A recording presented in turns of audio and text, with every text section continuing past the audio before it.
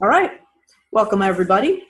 This is ACTO, our monthly forum call on October 21st, 2015. And we have with us Marilee Adams, who's going to do a presentation about changing your questions, change your results. We're very happy to have her here. Just a couple announcements from ACTO. This is the ACTO Education Committee puts on these monthly forum calls. We're happy to have people join these calls for free. But we would love to welcome you. If you are not currently a member of ACTO, please go to our website, actoonline.org, to find out details about how you can become a member of ACTO. We'd love to have you.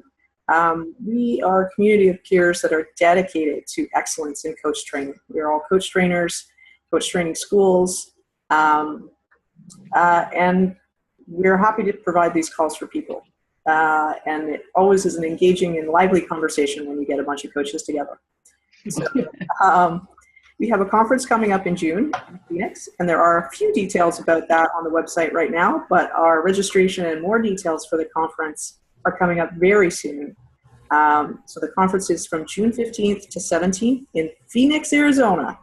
So we're actively planning speakers and all sorts of fun things for that conference, so we'd love to have you. So, without further ado, I would like to have Anita, who is also on the Education Committee, introduce our speaker, Marilee, and then we'll get going with her talk. What do you, Anita? Great. Thank you, Hallie.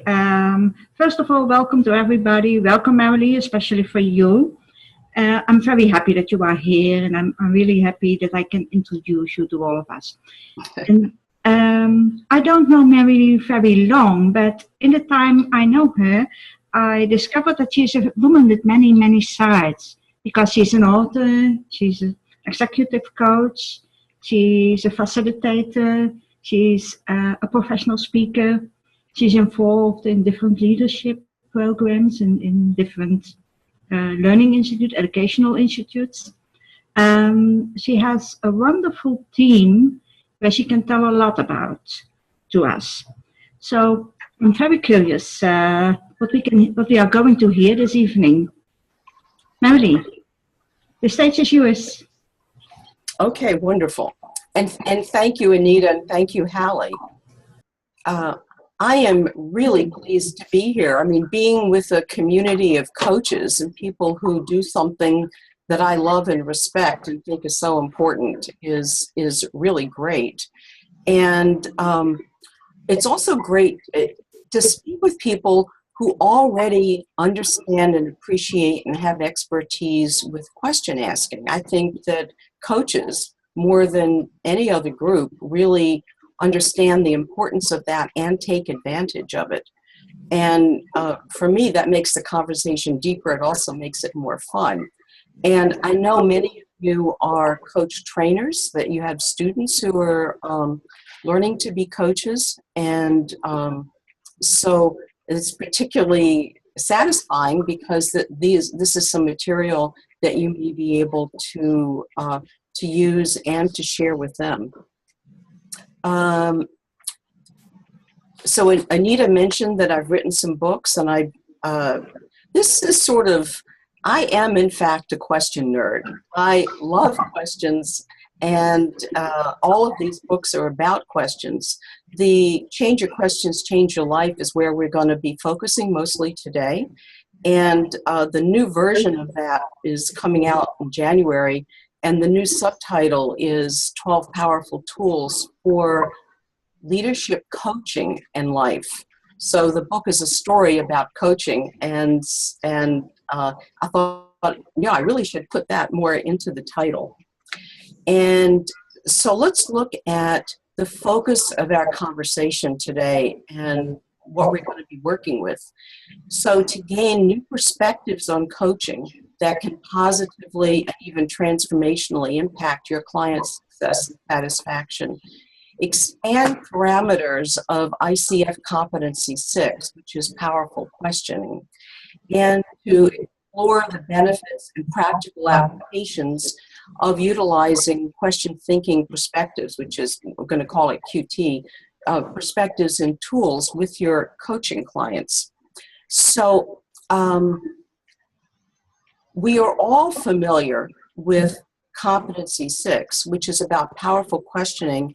And the premise of all of the items in that competency is that these are questions that the coach asks to the coachee in order to gain information, build and maintain relationship, and very much to catalyze new thinking on the part of the coachee, so that they are learning to be deeper and more thorough thinkers, and so that they come up with more of their own solutions and answers, because those are the only ones they'll listen to anyway. So what we're going to be expanding into is adding question thinking to that, because it turns out that not only are questions fundamentally important and impactful in interpersonal questioning, but also that the way that we think is driven by questions. And so when you have a lens on how thinking occurs, noticing that the questions are in the background, it gives you a different place, an expanded place, to understand what is going on, what questions people are asking, how that's affecting their behavior, their feelings, and their outcomes.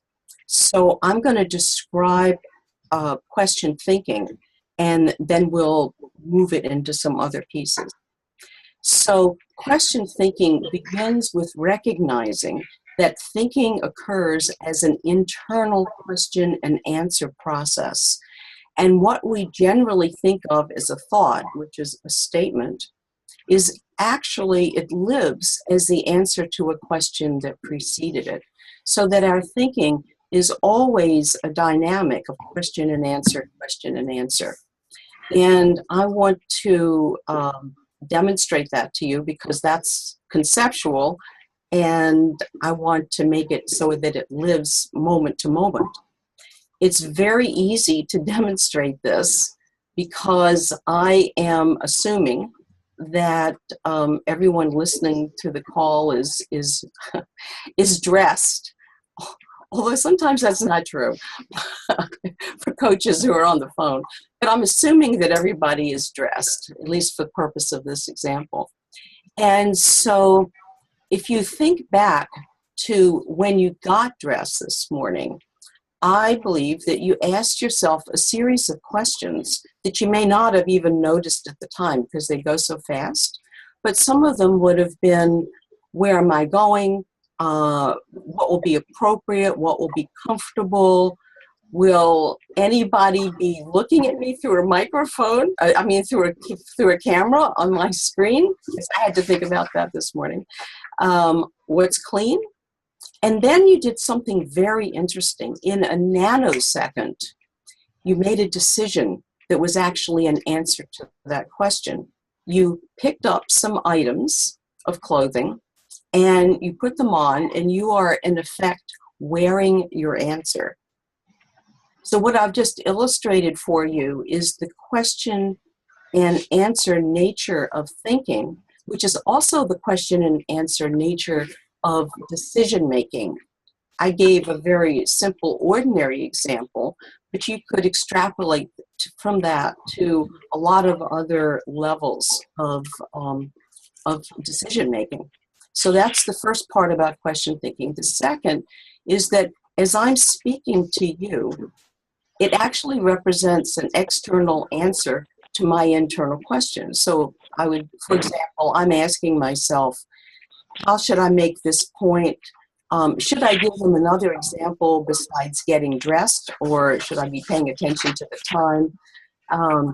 And I'm doing what actually all coaches do when we're in facilitation thinking, is that we're thinking about what's happening with our client, with ourselves, with the situation, where we are in the flow of the hour. And then we're making decisions about what we say and what our interventions are in response to that. Another aspect of question thinking is recognizing that we listen with questions, that our listening is framed by the questions we listen with. So if I am listening with the question, what brilliant thing will Anita say now?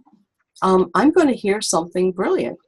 And if I listen to, I'm going to make up a name, AJ, with the question, what dumb thing is AJ going to say now? I'm more likely to hear something dumb. So literally, we can be more managing our listening by noticing that we're listening with questions. And then the last piece of this, which really expands question asking a lot, is to recognize that behavior represents external answer to the internal questions.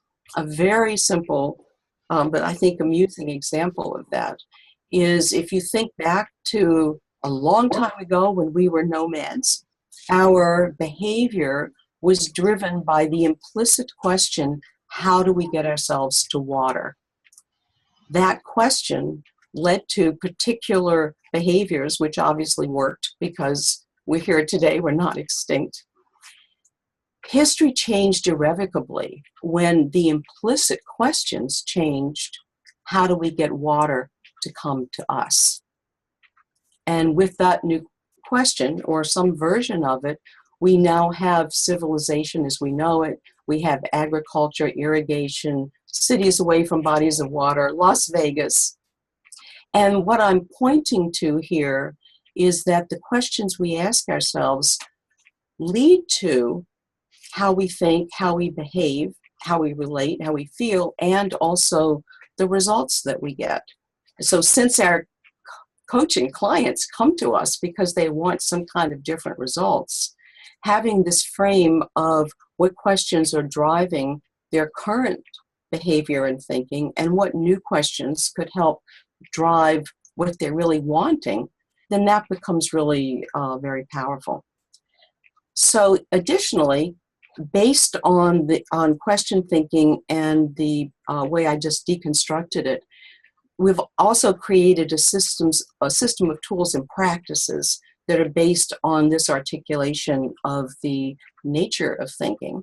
And there are 2 success factors in getting deeper and more expert in facilitating with questioning and question thinking. And so one is going to be mindsets and the other is questioning. I'm going to be focusing today mostly on mindsets, although of course these 2 things overlap greatly. And before we get into that, I want to point out some of the implications that I see in terms of what QT, or an awareness and facility of question thinking, what are some of the implications for coaching? So awareness of question thinking deepens our understanding of the thinking that either helps or hinders coachees' experiences and results. This awareness provides new openings for interventions, including asking more powerful interpersonal questions and also empowering coachees to change their questions, which change their results and changes their lives. And then learning about, and these are terms we haven't gotten to yet, about the choice map and the learner-judger mindsets. We're learning these distinctions fortifies coachees' ability to self-coach and self-manage, including after the completion of coaching.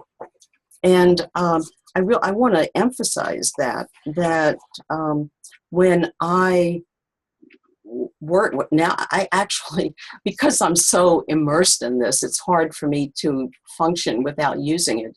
And I present this material to my coachees. We use it explicitly, and that way they become a collaborator and a partner in a different way in how we work together. And then that also becomes part of what they can carry as a sustainable and reinforceable skill for themselves after the completion of coaching. So we'll move into mindset. And the way I use this is the term mindset represents the set of beliefs and assumptions we hold about ourselves, others, and the world. And some of you may be aware of Carol Dweck's book in Mindsets. And I love this. She says, when you enter a mindset, you enter a new world. And I am going to demonstrate that to you and give you an experience of it in a few ways after I take a sip of water. Notice picking up this of water, I was answering the question, I think my mouth is dry. Should I take a sip of water before I tell the story I'm about to tell and do the demo I'm about to do? The answer was yes. My behavior followed. Okay. So I'm going to give you a frame for mindsets. And so I'll say that the mindsets we live in are expressions of the questions we ask ourselves, and also the questions we ask ourselves are expressions of our mindsets. They're separate and interdependent. So I'm going to list out 2 sets of questions so that you can have an experience of the impact of them. And this will also be the impact of the questions you ask yourself and the mindsets. And it's very simple. It'll take just 30 seconds or so with each. So listen to these questions as if you were asking them to yourself. This is question thinking. So the first set of questions is, what's wrong with me? Why do I have such bad luck? Why don't things ever work out for me? Why is everyone around me so stupid and clueless and difficult? And this could include our clients. It could also include our colleagues or our family members.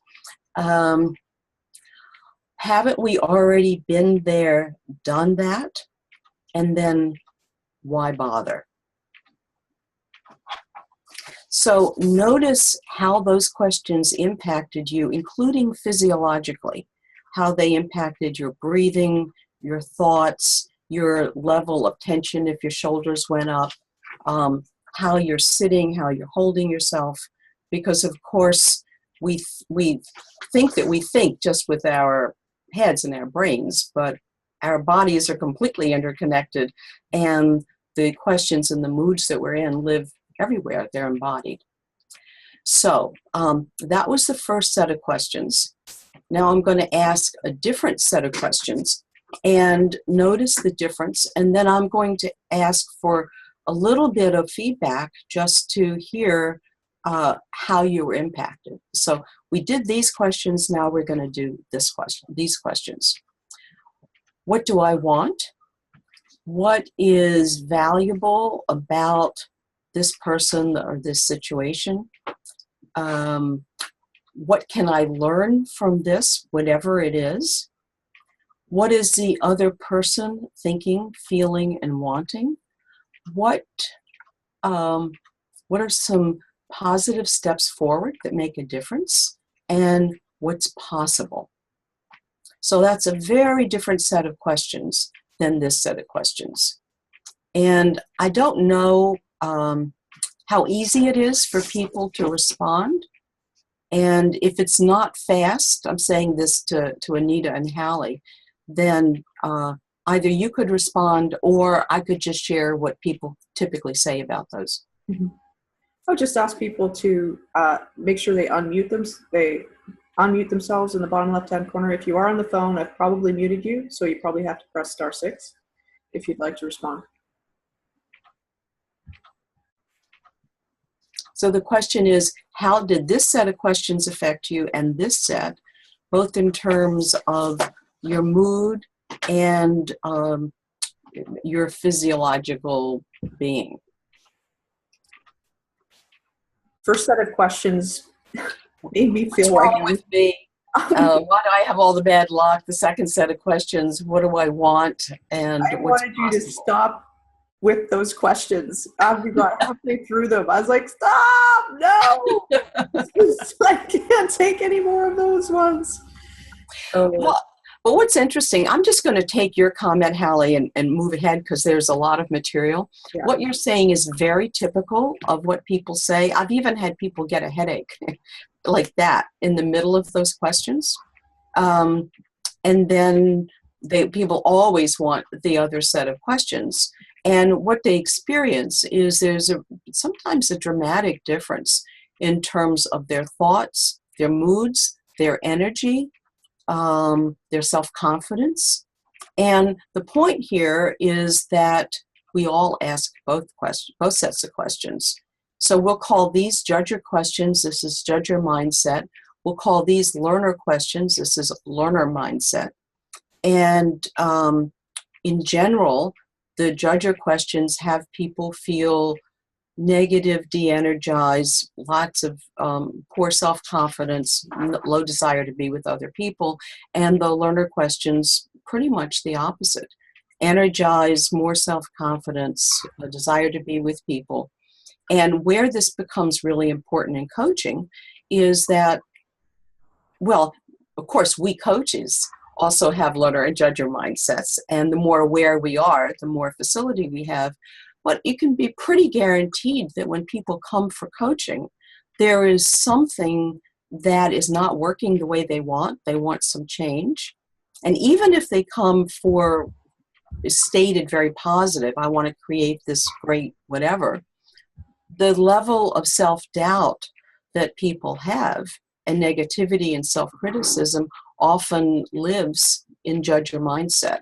And the more sensitive we can be about that as coaches, then the more our interventions can be calibrated to that. So we're going to get back to the mindset material in a more specific way in a bit. Before we do that, I want to tell you a story and then give you a formula that demonstrates that, because obviously it's a teaching story. Hallie, are you wanting to ask something? Yeah, well, there were a few comments in the chat bar that were sure. in response to your question, and also wanting to make sure that the slide hasn't changed off of what is mindset. Not yet. And yeah, so people were saying, yeah, Lee Smith, very depressing, mood dipped very low, second group feels very good and forward thinking, and Nat Siritzton, I found a physical reaction to the questions, i.e. shoulders, eyebrows, interesting. Terry Malpia, the first set seemed restrictive, playing to loss. The second set of questions seemed to be expansive, playing to win, prevent, or promote. Mm-hmm. So I'm really glad you read those, and those are very consistent. And we are going to go more deeply into mindset. And if you got left with the first set of questions, please move yourself over to the second set. We actually listen better in the second set. Some years ago, I'm going to tell this story in a very abbreviated form. I was giving a workshop, and there was a woman who raised her hand right at the end and said, basically, I have a problem and I want you to fix it. Well, it was right at the end of the workshop. I didn't have a lot of time, but being kind of bold, I said, okay, let's take it on, see what we can do. And I asked her what her problem was, and she said, well, she starts out with, I have the greatest job in the world. I love my job. I said, well, that's great, but what's your problem? Well, she said, I love my job, but I hate my boss. And I think I'm going to have to leave, and I don't want to. So I said, let's see if we can discover what questions you're asking yourself that you're probably not aware that you're asking, and then we'll take it from there. What we discovered is that there were two questions that she was asking herself over and over without awareness of it. The first one was, what's he going to do wrong today? Speaking about her boss. And the second was, how is he going to make me look bad? So, of course, this gentleman didn't have a chance when he walked into a room where she was. He walked into an ambush that was set by the way she was thinking. Her thinking is set by the questions she was asking, and she didn't know consciously any of that. So given that I had so little time, I said, would you consider asking some different questions of yourself? And of course she said yes. The two questions I gave her were, what is there to understand and appreciate and respect about this gentleman? And the second question was, what can I do to make him look good, make my boss look good? And with that second question, she sort of looked like I had hit her with a 2x4, because naturally, that question did not fit into the way she was thinking, which was the point. She wrote it down, and I usually don't see people after workshops because I give them all over the place. And I know this woman and her husband socially, and I saw them months later, and she was very excited to see me and said, "Would you like to hear a miracle?" Well, the miracle was, she said, "I kept my job, I got a promotion, I got a raise, and I got a better relationship with my boss." And then her husband chimed in, "and a better relationship with me," because she's not complaining about that guy every night anymore. So this was a very brief intervention, changing her question. What she thought was a miracle was actually a method. And so when you know how to do that, then, and I'm now going to show you the formula that is in the background of that.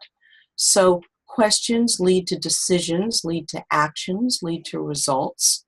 So and you notice that over question and decision, it says internal. So this is, she was asking herself this question and making a very quick decision, just as you asked yourselves questions about getting dressed, made a very quick decision about what to wear. But of course, things don't stay internal. We're social beings, so we speak and we act. That's the action part. And then there is some result. So in terms of getting dressed, the result is what you're wearing. In terms of mindsets, we're going to explore that in a minute. And you see there's an R for reflection. So you reflect on your results, and so you can see that what I did was look at what are the questions that she's asking herself that are leading to her current undesired results, and what new questions could lead her to a different result. So given the little bit that I did earlier on the demo, so we're going to take a quick look at the learner and judger mindsets and see how this all tracks. Lee Smith loves this. He says, "So simple yet so powerful." Thank you. You know, everything is obvious once you see it. It's the seeing it that gets to be a challenge. So, but looking at the formula, you could see that in the first situation, she was asking herself what I call judger questions, which naturally led to a decision. These decisions are usually about whether there is some possibility or not. She decided not. Her behavior followed. I don't know what that was, but the result she got and was experiencing wouldn't have happened had she not been behaving in particular ways that didn't work. So we're just tracing back to the origin of it. So the miracle that she thought I wrought was just simply the questions that I gave her to begin this formula were constructed out of learner mindset, learner premises, and that's what we're going to take a quick look at now. So when we are in judger, notice I said we, because this is all of us. All of us have judger mindset. All of us have learner mindset. That is not the issue. The issue is how aware we are and whether we can see them non-judgmentally, because that's what gives us the capacity and the skill to change. So when we are in judger mindset, we're more closed-minded, certain as in needing to be right. We're all more critical. We are judgmental. And by judgmental, I do not mean good judgment. I mean judgmental. Dictionary definitions, one is wearing blinders that don't admit into evidence anything we don't already see or agree with. And another dictionary definition, being critical towards in our thinking, being critical towards ourselves or attacking others. So thinking back to the questions I did earlier, what's wrong with me? Why do I have all the bad luck? That's being, I'm now attacking myself judgmentally. The cognitive operation is the same when we think about others. So I'm thinking critically about somebody else, and that's two faces of judger, internal and external. We're more is when we're in judger mindset, we're more inflexible. We tend to think in silos. We're problem-focused and blame-focused. What's interesting is that these mindsets shift like this, moment by moment by moment. So these are not labels. These are descriptions of what's present now, and being able to observe what's present now, then we have options that we didn't have before. When we're in learner, we're more open-minded, curious and creative, appreciative, accepting, flexible, collaborative, solution-focused and responsibility-oriented. And just at the moment of relating from either mindset. So it does not say relationship. That's too big a chunk. Relating in this moment, this moment, this moment, this moment. When we're in judger mindset and relating from there, it's more win-lose. We're more likely to be dismissive and demeaning. We listen with judger ears, which are essentially closed to other people, but very open to how we're thinking judgmentally. When we are in judger, it's a condition where actually we're separated from ourselves and from others. We see conflict as destructive, and sort of it leads to attacking or being defensive. And in the next moment, in learner, we could be having a win-win moment where we're more discerning and accepting. Listen with learner ears, which are open. We are connecting. We can see conflict as constructive and potentially useful. And we seek to appreciate, resolve, and create. So a quick summary is that when we're in learner mindset, we're more curious, open-minded, flexible, creative, collaborative, and judger, sort of the opposite, closed-minded, critical, judgmental, inflexible. And what's important is that we all have both.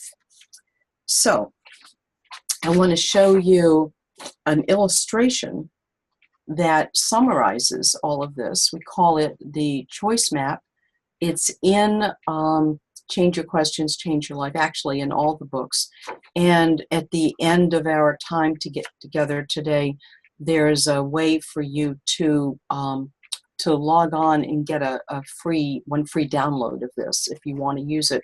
And actually, we started doing this because so many coaches wanted to be able to share the choice map with their coachees, some of whom are in different countries or they never meet them. So it becomes a way to have kind of a learning tool that becomes the basis of a conversation. So you see at the start on the left side of the screen, there's anything that impacts us in any moment. Then you've heard the expression, it's not what happens, it's what you do next that's important. So what I'm doing is putting over that a template of what happens next is we either go learner or we go judger. And truthfully, judger is more the default because we are hardwired for it. Judger mindset is more associated with the amygdala. In fact, I have an expression of a judger hijack instead of a amygdala hijack. And then the switching lane is where we can get off. We're going to look at that some more in a moment. So the learner mindset includes the habit, curiosity, and courage of asking open-minded questions of ourselves and others. And I did want to include this in terms of learner listening, because when we're listening with judger ears, we are like this, except to ourselves. We listen a lot to ourselves. When we're listening with learner ears, we are listening deeply and generously to the other. It's not a big mystery which mindset and which kind of listening where coaching lives. But remember, in a coaching conversation, whether it's in person or virtual, everybody is running their mindsets. So if your coachee appears to be, or there's a possibility that they're in judger, they really can't hear. And so then the challenge becomes to invite them into learner in a way that they gracefully do step into that. I do a lot of this work in mediation and conflict resolution. I've spoken to all of the mediators at the FBI and all the mediators in the Navy, given courses on it. It's all based on the same model. And I think it's kind of easy to see how conflict would be stirred up and sustained with judger and not the same with learner. I like to say that we're all recovering judgers. And that really is just the way it is. We always are going to have our brains hardwired that way. And so when people say, well, I don't like judger, I think I won't do it anymore, it's not an option. You're never going to get rid of it, and you actually don't want to, because it's there for our survival and protection.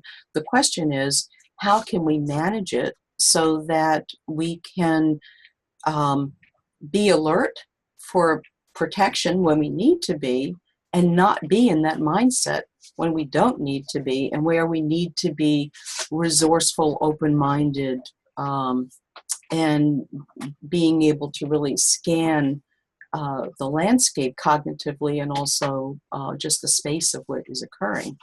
So judger is a habit. Everything we're talking about here is a way to help create a learner habit rather than a judger one. Judger gets stronger with stress for all of us. The HALT there references something that is said often in the 12-step programs: don't get too hungry, angry, lonely, or tired. And the same thing goes with judger. If we are really stressed, we are going to be more likely, I'm going to say, to make a mess with whatever we try to do.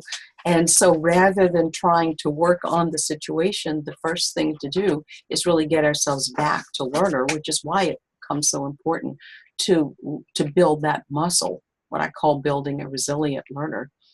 And to remember that judger begets judger and learner begets learner. So if we're in judger, and this could be either with our client or with our spouse or our teenager or our colleague, if we go judger and they're in judger, it's going to amplify their judger. So nothing good is usually going to come from that. So again, the place of power is to be able to recalibrate ourselves into learner, which is more likely to create a learner environment. But obviously, a learner environment is what you want to create that makes coaching most possible and most successful. It's useful to know there are costs when judger takes over and what gets in the way. And again, judger is judgmental. It's compromised judgment.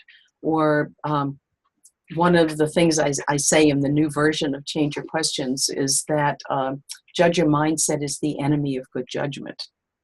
And I think that's pretty true. And I could give you a lot of stories, both with coaching clients and also with organizational clients, both in the leadership realm and also in the corporate, also in healthcare, in education, and even nuclear companies where we've worked, where they use some of this material for quality and safety and leadership. It's kind of fun to watch how many different places people start using this. So I do want to focus on the switching questions, which is the switching lane. This is a close-up of the choice map, because the place that this becomes a strategy.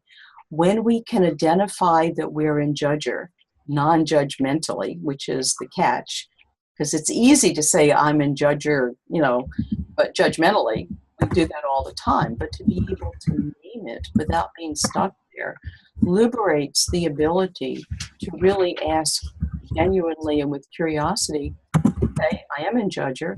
Is this what I want to feel or do? Where would I rather be? You can picture that on the choice map. How else can I think about this? And so I'm going to actually go back to the choice map for a minute, because I want you to notice that if we don't ask switching questions, we end up in the famous judger pit, either by ourselves or with others. And that by asking switching questions, we literally can change our mindsets. And that doesn't mean in a nanosecond, but does mean be on that trajectory. And in that trajectory, going from am I and judger to this is what I want to be feeling or doing, or switching, that is also the location of building more emotional and social intelligence. The four pillars of emotional intelligence: self-awareness, self-regulation or self-management, awareness of others, and social skills. So the more that people practice this, they're literally reinforcing the two first pillars of emotional intelligence. And I don't care if they don't know those terms. What I do care is that they build that muscle. So I think this is kind of obvious now, based on this very quick tour, that to change results, which is what we're in the business for, people need to change their behavior. To change behavior, we need to change thinking. To change thinking, change our questions. And to change questions, change our mindsets. So in terms of coaching, then the learner mindset, of course, is the coaching mindset. And for the coachee, the learner mindset also provides a strong foundation for them to accelerate their self-awareness, growth, and success. I do want to give you a very quick frame for all of this and leave some time for questions. This is a chart that either people love or it makes them cross-eyed. So I don't know which category you're in, but I want to position what I've been talking about so that you can see potential applications for it. So this is the question thinking system for what I call inquiring organizations, which is like a learning organization. And so all of this is based, if you look right in the middle, it says question thinking, that this reformulation or articulation about the nature of thinking is in the middle of that. Around that, it says we learn mindsets, and it occurs moment by moment. And then around that, remembering that nothing stays internal because we are social beings, we relate and communicate.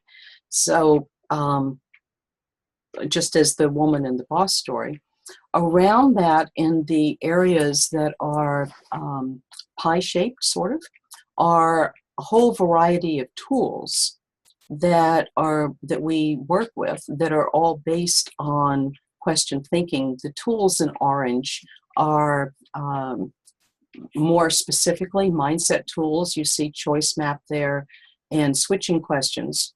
And then the other tools build on that foundation. If you take a quick look at the circles around the perimeter at the bottom of the page, it's a mixed bag of functions that the better we are at them, no matter what our role or no matter what the context, the better things are going to go.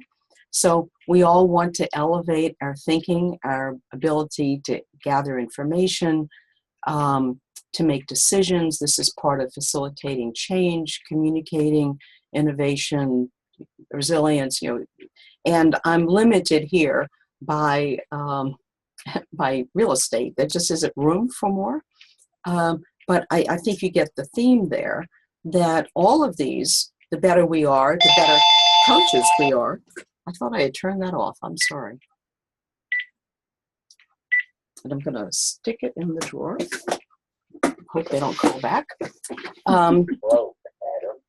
Excuse me, but goodbye. Here, give it to me. Thank you, Kim. And for our coachees, you could just take it outside. Yeah. The better that they are at each of these things, then the more successful they're going to be in their self-awareness and their growth and their results. The circles at the top are organizational applications. So you see leadership and management, culture, coaching and mentoring teams, running meetings. So again, limited by real estate. If you could imagine rotating those tools, most of those tools could be used in most of those applications, which gives, and that's why organizations use this, because this is a coherent system with common language and tools that are kind of related to each other. And many of these coaches who work with us, who take our trainings and get coaching with us, learn to use these both in coaching and also in life and with organizations. So I just want to point out if you want to download a copy of the choice map, this is how to do it. And you can also have clients do that. And, would love for you to join the learning community and also contribute to it. And these are courses that we have coming up. And I can just simply go and say, great results begin with great questions. So that is a very whirlwind tour around a lot of information and perspectives. And I would love to hear questions and comments so that we have some time to really be together. Great. And just a reminder that you might have to come off mute. And just so everybody knows, in case this will change their questions, is this recording of this call and the slideshow will be available on our website after the presentation. So let's see. Oh, Terry asked if you can go back to the prior slide, probably the one with the download code for the choice map. Oh, sure. Oh, yeah, that, the download is, what do you say, TR2015? I would ask, that is for you. It's not for your clients. If they want to go on, it's very inexpensive to do it. But this is just gives you one choice map for yourself with that code. And Terry, does that give you what you wanted? Or let's hope so. And if not, email. Terry is usually a stealth participant. He usually puts his questions in the chat bar. Okay. Susan says, I'm very impressed. I'm going to order the book. Well, thank you. And I hope you enjoy it. It's a story. I should say the book is a story. All of this theory and the tools are woven into the story. And the back of the book has tools that people can use to get to more intentionally develop more of a learner mindset. And then some people use it for book discussions, and a lot of coaches give it to their clients. It saves them a lot of trouble, I think, is why they do it. Mm-hmm. Hi, Marilee. This is Terry Montbier. How are you? Yes. Oh, hi, Terry. It's been a long time since I first saw you at Teachers College, and I believe it was the 90s, and then had a chance to visit you in Princeton. Right. I just wanted to congratulate you. First of all, I use your first book, Change Your Question, Change Your Life, all the time, refer it to coaching students, as well as Change Your Question, Change Your Life. I didn't know about this third one, so I'm going to be adding that to the list so you have another fan. And just also wanted to commend you on just the expansion of your thinking, having seen this many years ago. So it's really exciting to see that you're continuing to expand and nuance your work. So thank you for sharing with us. Well, you're welcome, Terry. And it would be, let's have a conversation sometime. It's been a long time since we've talked. Yes, it has. I'll make sure to reach out to you. Okay. And thank you also for what you said about the expansion of it. What I didn't say earlier is that I began my career as a psychotherapist, and for 25 years, that's what I did. And The Art of the Question is a cognitive behavioral psychology text. And then when I finished it, that's really, Terry, when we met, because it was published in '98, and I spoke at Columbia Teachers College shortly after that. And it was then that I decided to leave psychology and move into coaching, which led to to teaching and to speaking and to working with organizations. So I've been very lucky that that material I developed 20 plus years ago has traveled so well and given me some really remarkable experiences and learnings, and including 2 years ago going to Asia and doing this in Singapore and Beijing, and it's just been very exciting, and to have people from all over the world who email us say that this tracks. And so that's, I mean, for anybody who is an author or who's developed work, and I know that's many of you also, when you can see it working, it's just so very exciting. And then, of course, I learn a lot from people who have been using it. So thank you for saying that.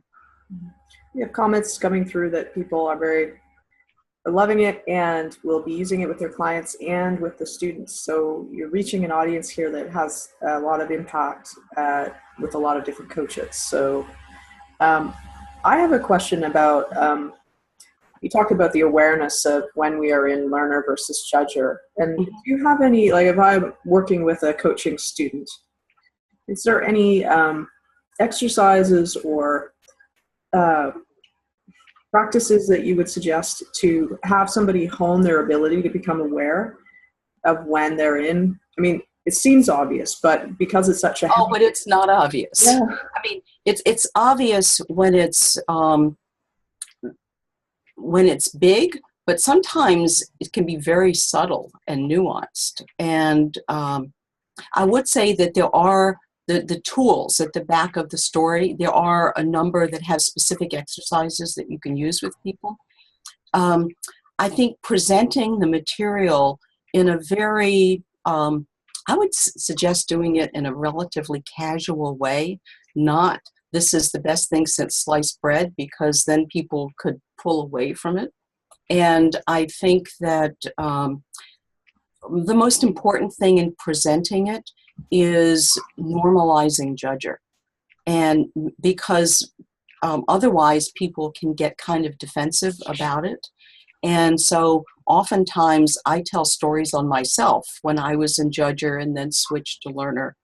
And of course it's important for people to be tuned into their bodies. So to their thoughts, to their bodies, their moods. And that will help people get the distinctions. And but the big thing is make judger normal and useful, because it gives you information, not that it's something you want to push away. When we work really more in depth with people, and obviously with this audience, it's so great just to be able to say that if you think in terms of Jungian terms, judger sometimes represents what we think of as the shadow, the part of us that we really don't want to acknowledge. But not acknowledging it gives it more power. And so when you can use the label judger and then explore it with curiosity and fascination, rather than the way people typically think about that, it gives people permission to become more aware and more accepting of themselves. So approach your judger with a learner mind. Exactly. Yeah. And learn to make friends with your judger. And we do a lot of specific work around that. One of the benefits of this material, but also the challenge of it, is on the surface, it is very simple and people get it very quickly. And I could tell you a lot of stories of people who just looked at the choice map with no prior information and were able to self-identify being judger and switch. I mean, it's quite remarkable. At the same time, there are very deep roots, conceptually, philosophically, linguistically, spiritually, cognitively. I said that. And so it seems simple. And on the one hand, it is. And on the other, this is a practice that I know I'll be doing for the rest of my life. It's like a mindfulness practice. And in fact, using this does promote mindfulness. So on the one hand, it's easy to grasp. On the other hand, it's the continuing reinforcement and deepening of it that makes it powerful and has people shift who they are and how they're being, which is obviously so fundamental, both in coaching and in life. Mm-hmm. Well, I think that's fantastic, and I don't see any other questions in the chat bar. So as we are coming to the top of the hour, and I want to thank you so much for being here and presenting this. It is obvious how skilled and practiced you are at presenting this material, and I really want to thank you for spending your time with us here today. And it looks like people have gotten a tremendous amount out of it. Yeah, Hallie, I'd like to add one thing to that. Yeah, because you mentioned earlier, this is ACTO. You are a confederation of top coaching schools, and you have a very broad reach. And I'm, as you can tell, very passionate about the questioning work and the mindset work. And as far as I can see, coaching and coaches have the best chance of spreading that, of bringing learner mindset and inquiring mindset to people's lives personally and professionally, which is why it excites me so much to be speaking to coaches, because we live in a world that's more default judger than learner, and the more that people can learn how to create a habit of predictably recovering themselves to learner, the better everything is. So I think of coaches as my colleagues in doing that. And so I appreciate the opportunity to connect with a lot of coaches. And please feel free to send us emails or ask us questions about that. So I think we really are out of time now. Yeah. Well, thank you. Thank you so much for being here. And thanks to everybody that was on the call. And next month, we have another speaker, Peter Redding, who will talk all about giving only positive feedback, which will be another really interesting conversation. Mm-hmm. So thank you so much. This was a fabulous presentation, and we'll see everybody next month. Okay, take care. Bye-bye.